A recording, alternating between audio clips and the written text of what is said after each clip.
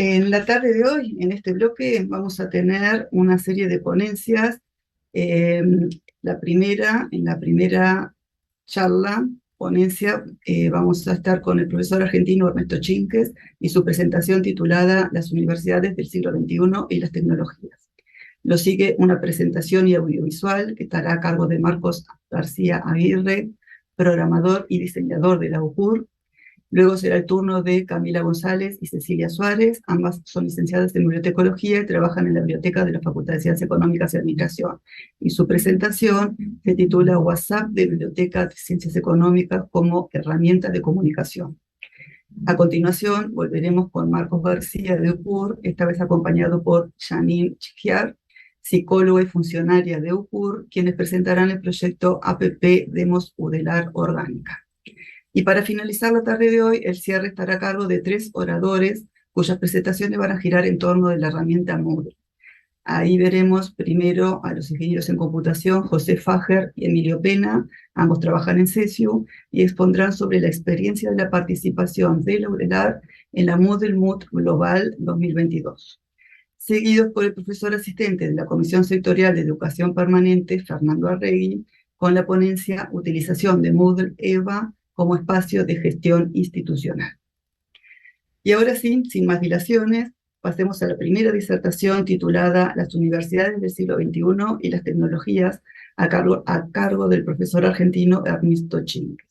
Pero primero voy a hacer una breve presentación, una breve introducción, agradeciéndole la amabilidad de acompañarlos en la realización de este evento. Actualmente, Ernesto Chinques es profesor de la Universidad de Buenos Aires en grado y posgrado y en la Universidad Nacional del Centro de la Provincia de Buenos Aires. Es director académico y docente del curso internacional para rectores sobre estrategia de transformación digital de la universidad, que organizan en forma conjunta el BID y Universia. Profesionalmente se ha orientado a pensar el impacto que las TICs pueden generar en las estrategias de las organizaciones y cómo gestionar los proyectos para incursionar en la denominada transformación digital. Durante los últimos 25 años se ha desempeñado tanto en el ámbito público como en el sector privado, dirigiendo numerosos proyectos de desarrollo e implantación de sistemas en la dirección de equipos y áreas TIC. Fue el coordinador general de Tecnologías de la Información y las Comunicaciones de la Universidad de Buenos Aires desde el 2008 al 2018 y desde esa fecha se dedica a la consultoría internacional. Desde 2016 es presidente honorario de TICAL, Conferencia Internacional de Directores TIC de Universidades Latinoamericanas. Ha sido conferencista y autoridad en congresos y eventos en el ámbito local e internacional y es autor de varios libros, así como de numerosos artículos relativos a las tecnologías de la información. Hecha la introducción, entonces, damos la bienvenida al profesor Ernesto Chinques con su disertación titulada Las universidades del siglo XXI y las tecnologías. Y le agradecemos que nos acompañe en la tarde de hoy. Adelante, profesor. Bueno, muchísimas gracias. Bueno, muy buenas tardes, para todos. La verdad que quiero agradecer a la Universidad de la República la invitación. La verdad que para mí es un gusto. Tengo un gran aprecio y cariño por esta universidad, así que, bueno, nada, me da mucho gusto estar aquí hoy con ustedes. Voy a compartir, para apoyarme en una presentación. Ahí está, que entiendo que la están viendo, em, donde un poco tenía ganas de conversar con ustedes un poco de las repercusiones que vengo observando que tiene la era digital que estamos transitando todos nosotros en las universidades, ¿sí? Yo la verdad que esto lo veo a nivel general, pero vengo trabajando, como bien ahí les decían, en mis últimos años de trayectoria, muy relacionado con las universidades de Iberoamérica. Un poco el planteo que quería hacerles es que, como ustedes saben, estamos embebidos fuertemente en una era donde las tecnologías forman parte de nuestra vida diaria, de la economía, de la política y de todas las actividades que venimos realizando. Y eso tiene que ver con la irrupción y la incorporación masiva de ciertas tecnologías de base como el aumento de las capacidades de procesamiento, almacenamiento, conectividad, dispositivos móviles, este, la explosión que hay de registración y aprovechamiento de los datos, y sobre esto una serie de tecnologías, muchas planteadas como disruptivas. Acá yo expreso quizás las más mencionadas, como la inteligencia artificial, impresión 3D, realidad virtual y aumentada, ahora dentro de un contexto que marketineramente llaman el metaverso, el blockchain, la internet de las cosas, etcétera, que de alguna manera hace lo que yo les decía, que cada vez más eh, el mundo digital esté fusionado con nuestra vida cotidiana. Y eso de alguna manera viene generando en todas las instituciones desafíos muy importantes, porque estamos en un mundo donde prima cada vez más la inmediatez, la incertidumbre, es la globalidad en todas las acciones, el ingreso constante de nuevos jugadores en todas las industrias y la aparición constante de nuevas tecnologías que realmente no llegamos a digerir, y más en las instituciones no hay capacidad de una incorporación o de un seguimiento respecto de esta velocidad. Y de alguna manera este contexto, o sea, esta era digital, de alguna forma se caracteriza por a partir de estas soluciones que yo les planteaba, de estas tecnologías que van apareciendo, podríamos plantearle casi revolución a nivel de los procesos o los productos y servicios que van surgiendo, la gran mayoría a partir del aprovechamiento que se puede hacer de los datos. Por lo tanto, acá un primer aspecto que después les voy a comentar, pero donde el aprovechamiento de los datos pasa a ser un aspecto clave en cualquier institución para lograr ventajas competitivas, sus objetivos, pero a veces inclusive hasta su propia subsistencia, y donde justamente la irrupción de estos procesos, servicios o productos disruptivos hacen que vayan apareciendo productos, servicios o inclusive modelos de negocios de distintas organizaciones que hacen que lo preexistente o desaparezca totalmente, o si no desaparecen, reconfigure esa industria y cambian las posiciones o la relevancia que podían tener distintos actores en esa industria. Y eso podemos ver cómo, mientras que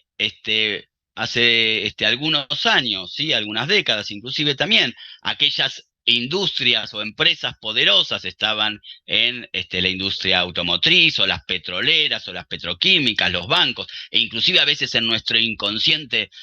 está como en la cabeza que son los poderosos, ¿sí? Desde hace unos años los poderosos pasaron a ser empresas tecnológicas o aquellas empresas donde su principal activo está en los datos o en la gestión de estas tecnologías disruptivas.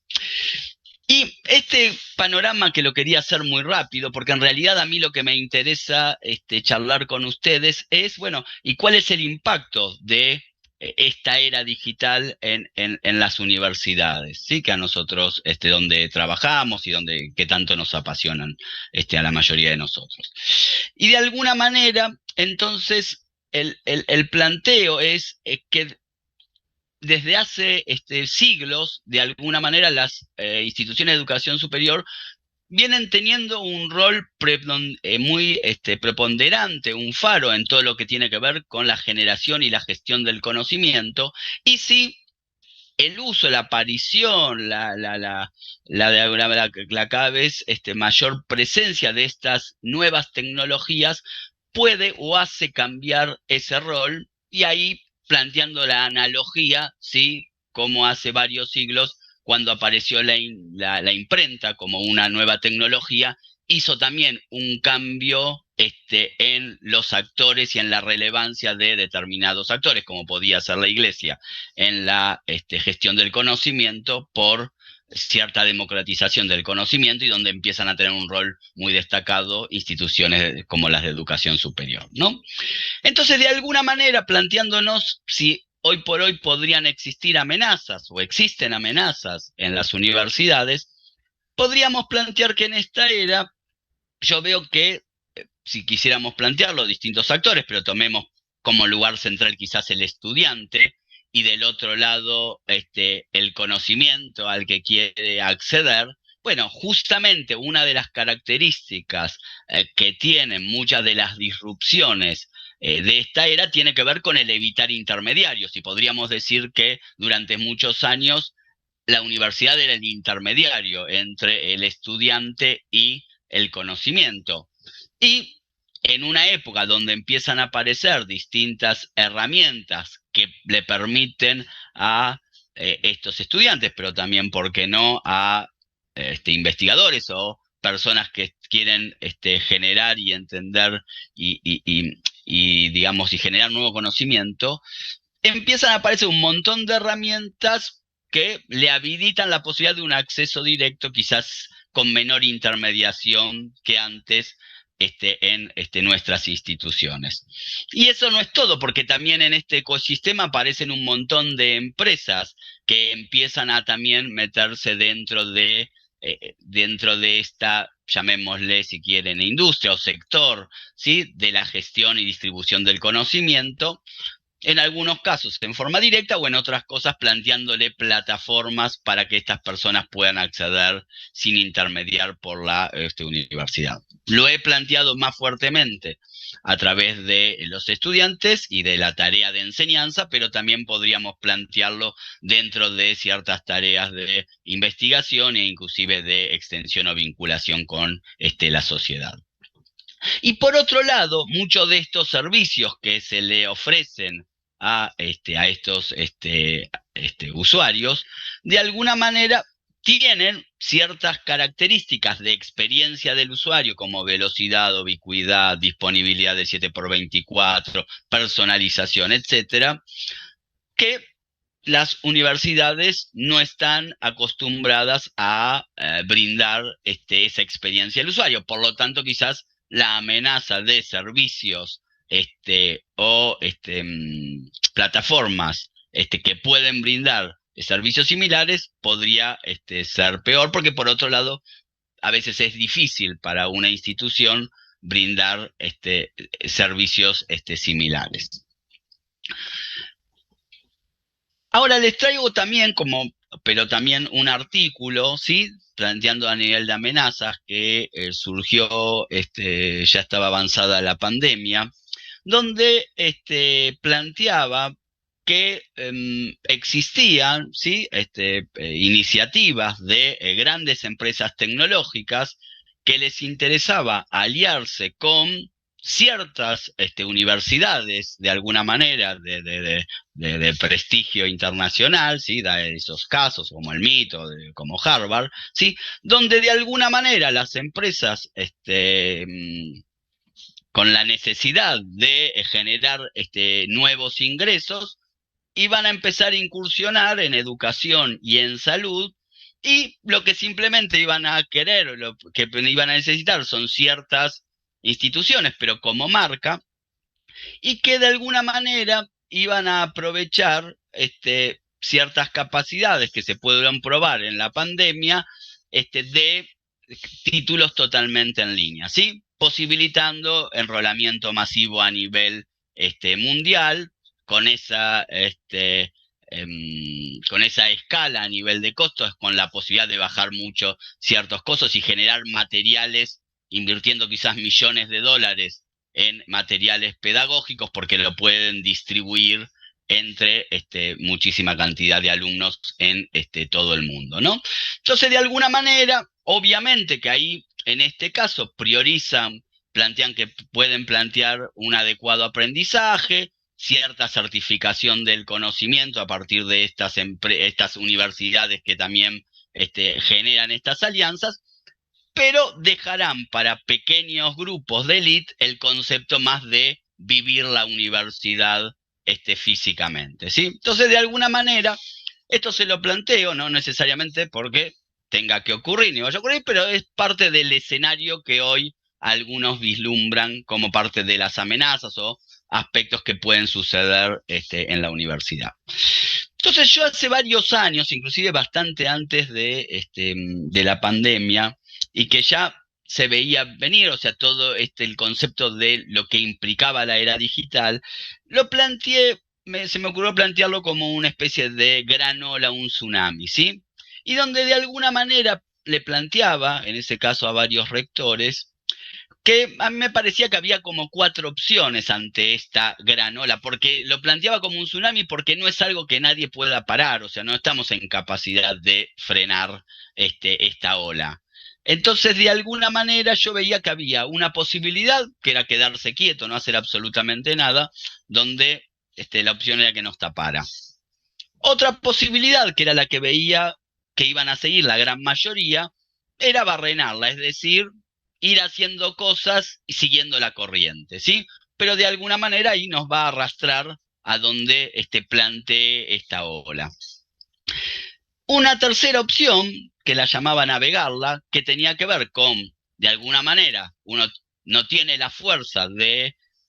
ir en contra de esa corriente, pero sí con cierta capacidad de maniobra para tratar de ir hacia donde nosotros nos interesa como institución. Y la ideal, que ojalá que suceda, donde las instituciones de educación superior toman un rol activo y participan en la generación y la definición de hacia dónde puede ir encauzando esta ola. Entonces, de alguna manera, para verlo de esa manera, yo planteo que acá en la era digital tenemos como dos caras de la misma moneda, porque si bien tenemos esas amenazas, también yo siento que nos da a las instituciones de educación superior una oportunidad excelente para abordar de nuevas maneras y avanzar mucho más en los objetivos y misiones que pueden tener nuestras instituciones. Y la verdad que en esa línea, a mí, creo que hace un año, la Universidad de Costa Rica justo me había pedido que dé una charla. Por lo general no me gusta que me fije en el título, pero ellos me habían fijado el título y me habían planteado la Universidad Sin Límites. Y me encantó porque la verdad que me hizo pensar y me hizo trabajar el tema, porque de alguna forma lo que creo, la oportunidad que nos da eh, la era digital a las universidades es redefinir nuestros límites. Y eso principalmente, ¿por qué lo planteaban y por qué lo podríamos plantear? Bueno, porque no tengo por qué, o sea, puedo tratar de llegar a mayor cantidad de alumnos en distintas ubicaciones geográficas, ya sea dentro de mi región, país o inclusive en otros lugares y permitir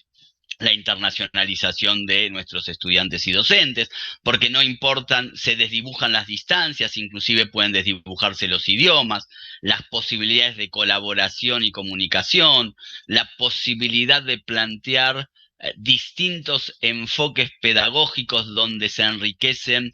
las propuestas formativas, etcétera. Pero de alguna manera lo que me estaban planteando con ese título, y que coincido, es que, y que habían tomado, la verdad que ellos habían tomado mucha conciencia, la verdad que es una universidad que está bastante a la avanzada siempre en el uso de la tecnología, pero ellos habían tomado conciencia de muchas cosas a partir de la pandemia que no se animaban a implementar. Cuando las implementaron, vieron que algunas podían funcionar y que de alguna manera había posibilidades de abordar determinadas ampliaciones del alcance, pero sin este, los, sin las, a ver cómo explicarlo, las configuraciones o los criterios que ellos tenían a nivel de recursos y de tiempo. O sea, yo acá dibujé un poco algo que se conoce bastante en lo que se llama gestión de proyectos, que se llama el juego de las restricciones, y donde de alguna manera siempre se plantea que son tres variables que en todo proyecto siempre una, si toco una, afecto a la otra. O sea, si yo quiero ampliar el alcance y lo voy a poder hacer si aumento recursos o si aumento el tiempo que necesito para llegar. O si quiero reducir recursos y posiblemente tenga que reducir alcance o aumentar el tiempo, etcétera, ¿sí? Entonces, de alguna manera, lo que planteaba esta universidad sin límites tenía que ver con que me puedo proponer determinadas ampliaciones de alcance que nunca me habían planteado, porque obviamente existe cierta escasez de recursos y de posibilidades de implementación. A partir de la tecnología todo esto se me dibuja, ¿no? Y puedo ampliar cantidad de alumnos sin necesariamente aumentar cantidad de aulas que, por decir algo, podría ser una limitante que yo siempre podía llegar a tener. Y de alguna manera, esto es posible. A mí hay una frase que a mí siempre me gusta mucho, que es de Arthur Clarke, y que de alguna manera él plantea que la tecnología avanzada es indistinguible de la magia, ¿no? Y yo efectivamente, la verdad que uno está muy acostumbrado a la tecnología, inclusive a esto, que yo en este momento estoy hablando con mis amigos de Uruguay, sin moverme de mi casa, y a la mañana estuve dando clase en la Universidad de Buenos Aires este, a unas cuantas cuadras de mi domicilio, y a la tarde voy a estar dando una hora después, dentro de una hora, cuando termine con ustedes, voy a estar dando una clase en la Universidad Nacional del Centro en Tandil, ¿no? Esto la verdad que si uno lo piensa, ¿cómo es posible que yo esté hablando, ustedes me están viendo, que estamos interactuando sin movernos? Bueno, es como magia, ¿no? Eh, entonces, ¿por qué me gusta? Porque efectivamente la verdad que hoy por hoy tenemos la posibilidad de usar magia para encarar muchos de los desafíos que tenemos, ¿no? Y bueno, y ahí va a estar la diferencia entre que puedan aprovechar la magia y que no puedan aprovechar la magia. Y no me refiero a la ilusión, ¿sí? Muchas veces la magia se habla de ilusión, no. Estoy hablando de magia. Ahora, de alguna manera se vienen charlando distintos tendencias o retos que hoy existen en la educación superior. Uno podrá compartirlas o no, pero digo simplemente por plantear algunos desafíos que se plantean, donde se está planteando que va a hacer falta plantear cada vez un aprendizaje más personalizado, donde vamos a tener que incorporar mayor cantidad de alumnos, lo que implica por un tema de mayor de inclusión, por un tema de la necesidad de un aprendizaje a lo largo de la vida, y que personas que ya pasaron por la universidad vuelvan constantemente. La, la de tener acciones ya sea de enseñanza o de investigación cada vez más integrados con la realidad regional, nacional, pero también con la internacional. La posibilidad de aprovechar la potencialidad que brinda la tecnología y todo lo que es digital en la enseñanza, en la investigación, en la extensión, y obviamente la necesidad de lograr instituciones más flexibles y adaptables, cosa que no es sencillo en muchas de nuestras universidades, sobre todo las más tradicionales, pero bueno, va a ser una desventaja ante quienes puedan tener mayor flexibilidad y adaptación. Esto lo planteo, podrán ser estos, podrán ser otros retos, estos son varios de los que se vienen charlando en distintos ámbitos, pero para muchos de estos desafíos que son enormes, claramente yo creo que hay que aprovechar las oportunidades que nos están dando las tecnologías de información y esta era digital. Ahora, la verdad que yo les decía que a mí me encantó ese título que me habían puesto, porque también me hizo pensar, ¿no? Yo la verdad que dije, sin límites me lo están planteando como algo bueno, y la verdad que yo por lo menos en mi casa con mis hijas, yo lo tenía al revés, ¿no? Como diciendo, si no tienen límite era algo malo, ¿no? Como en realidad el sin límites no necesariamente es algo bueno, el sin límites muchas veces también puede ser algo malo. Y es cierto, porque la tecnología también a veces nos puede cegar y nos puede llevar, en ese que decía de barrenar, ¿sí? Ir sin límites hasta cualquier lado. Y la verdad que está bueno tener límites, porque el ser digital no es el objetivo, ¿sí? Ser digital yo pienso que es una oportunidad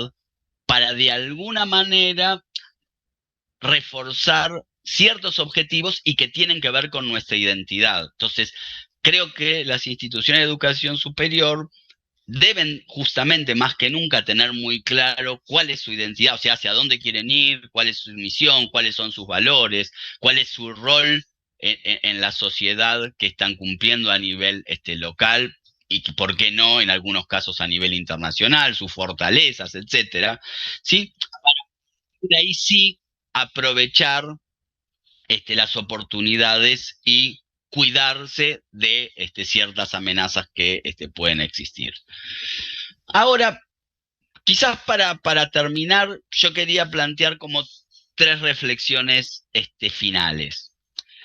La primera reflexión, y donde vuelvo a ese tsunami, ¿sí? Es que la transformación digital, o sea, el uso de las tecnologías digitales para repensar ciertos procesos y actividades de la institución, casi hoy no es una opción, porque de alguna manera es una obligación para la propia subsistencia, pero yo creo que inclusive se puede aprovechar mucho más y llegar mucho más lejos de lo que hoy estamos y tener un papel muy relevante. Y ojalá, yo creo que a la sociedad, digamos, en su conjunto le haría muy bien que, que ese paso adelante lo tomen las universidades y no, por ejemplo, las empresas tecnológicas. La segunda reflexión tiene que ver con que estamos en una etapa donde suelen subsistir, y se ve cada vez más, los que mejor se adaptan. Entonces, hoy por hoy es una fortaleza ser flexibles. Existen muchas experiencias donde en realidad los más chicos, que se pueden mover más rápido y que tienen posibilidades a veces de asociarse con otros, pueden de alguna manera hacer cosas que parecen impensadas. Entonces, yo creo que acá tener la capacidad de la universidad de ser cada vez, tener los beneficios de ser digital, pero también estar abiertos a la colaboración con otros actores para enfrentar proyectos que pueden ser muy desafiantes para una sola institución, creo que también puede ser muy importante. Mi tercera y última reflexión tiene que ver con que cada vez es más importante que las instituciones tengan lo que se llaman las capacidades TIC, para justamente abordar estrategias que si no, no serían posibles. Y esto quiere decir tratar las tecnologías no desde los niveles solamente tácticos o operativos, que obviamente está bien tratarlos desde ahí, y no solo desde los procesos administrativos, que era por donde iniciaron la gestión de las tecnologías la mayoría de las instituciones de educación superior,